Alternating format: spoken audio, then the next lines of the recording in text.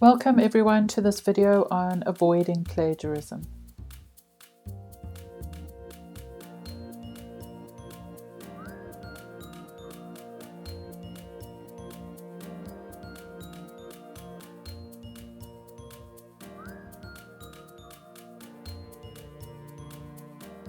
This is the third video in a series of 4 that we've done on plagiarism.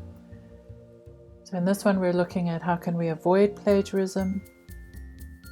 In the first one we looked at what is plagiarism. The second one, understanding the role of citations in academic writing, which includes some techniques to distance our own writing from source texts. In this video we'll look at techniques for overcoming plagiarism, and in the fourth video, using sources effectively. So I'm going to use a long quote from a source text to show you how to avoid plagiarizing in this video. I want to read through it. The term plagiarism at its core means to copy someone else's work. Even paraphrasing without attribution counts as plagiarism. Although the meaning sounds clear, however, it is murky in reality. Furthermore, different constituencies have different meanings for and histories with plagiarism. We might helpfully regard it as a triple entity, a triangle. At one point of the triangle, plagiarism is a kind of cheating involving written works. At the cheating corner, a student willfully, knowingly, unambiguously engages in forbidden behavior, such as buying a term paper, an act that enters the realm of conscious criminality or fraud. It is an academic crime. Academic credit is received without the work being done. At a second inadvertent corner, plagiarism results from a failure to master conventions. Proper citation practices are difficult skills to acquire. They can be learned only through slow, careful teaching. Students regularly make mistakes about how to cite without any intention of breaking rules, let alone laws. At a third corner are professionals who steal another writer's work without permission and for their own benefit. At this professional corner, copyright infringements and other matters of the law come into play. So I want to first of all focus on the message of the paragraph, because this really is the way to overcoming plagiarism. So Blum has suggested that there is a triangle shape can help us to understand plagiarizing activities. On the one corner you have academic cheating, deliberate academic cheating.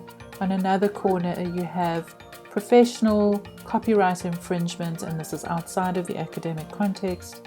And then again, in the academic context, you have those people who inadvertently plagiarize because they don't know how to cite. And this series of videos is really about overcoming inadvertent plagiarism.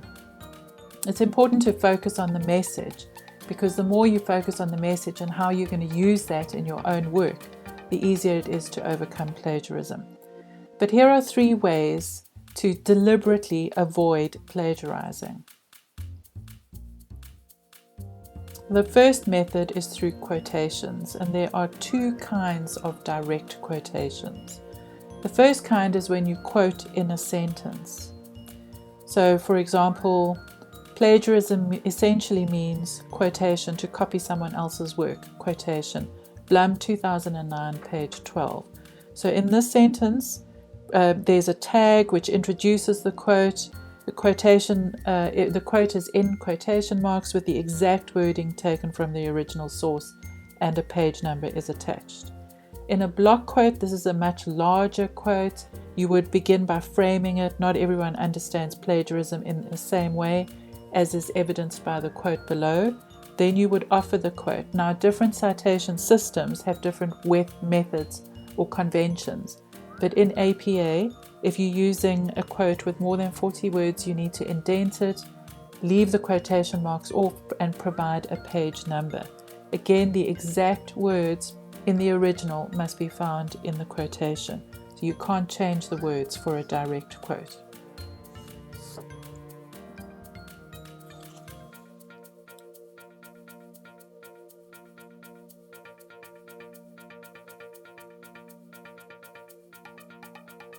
So just a few quick words about quotations.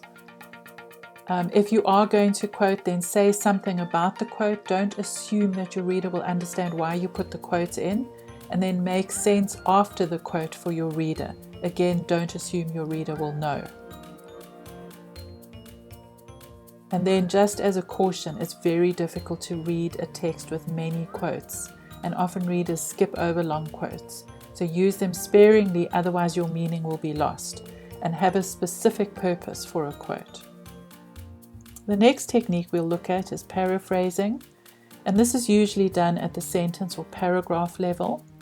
Paraphrasing means restating the original text in your own words, so taking the original text and reshaping it in some way in your own words. But what you need to focus on is that you must change some of the words, you must change some of the sentence structure, so the word or phrase order, and you must reference the original source in some way. So even if you are paraphrasing, you must reference the source. And try to have less than 4 words the same as in the original, but of course this is dependent on the length of your sentence. If you have only 5 words in the sentence, you'll need to reduce that. But these are just guidelines, and the more you follow these guidelines, the more likely you are to avoid plagiarizing. So let's have a look at an example. Here's the original. Students regularly make mistakes about how to cite without any intention of breaking the rules, let alone laws. And here's the first example of paraphrasing. Scholars regularly make errors about how to reference without meaning to break rules or laws, and it has a reference attached to it.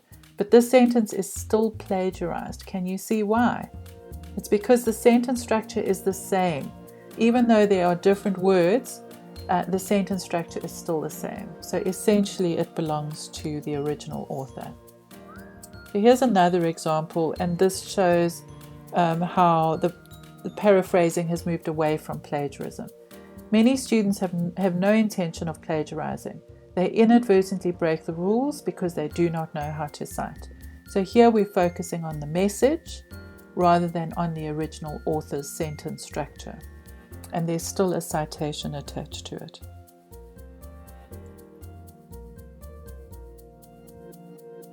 The third technique is summarizing. And this usually applies to much larger sections, a whole article or a whole chapter, for example. We'll go back to our original paragraph and summarize this. Although plagiarism means to copy another's work, the multiple meanings inherent in the concept mean that many students inadvertently plagiarize. Blum 2009 suggests that using a triangle is helpful in unpacking the meanings of plagiarism. In the one corner are students who deliberately and knowingly plagiarize. In the second corner are those students who plagiarize by mistake. And in the third corner are people who steal others' work in a professional environment. So we've gone from 190 to 72 words. We've focused on one main point: students plagiarize by mistake. We've used the triangle metaphor to explain that one point. Now you could add another sentence at the end of this to link that source information to your own argument or your own work. And that would make it much less likely to plagiarize the original. You can see from the summary that most of the words are changed. All of the sentence structure is changed because you're reducing the original to a much smaller paragraph. And not all the details are included, so you're leaving lots of details out. And the source is still referenced, so even if you summarize, you need to reference.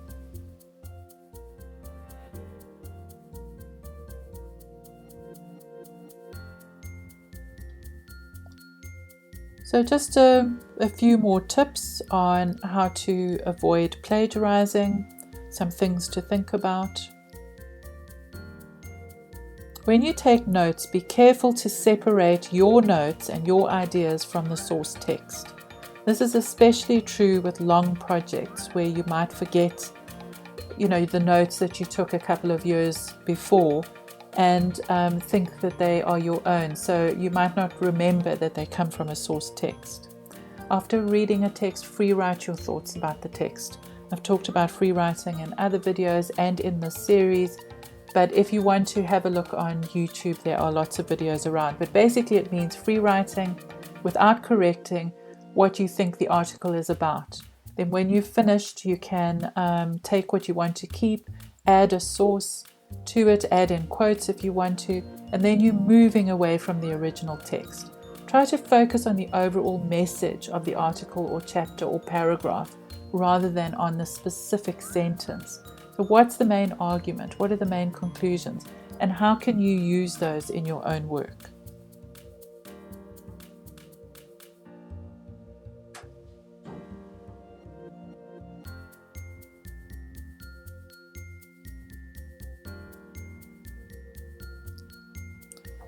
It's really important to use tags, so to frame your quotes or where you're using sources, to explain to your reader why the source is important.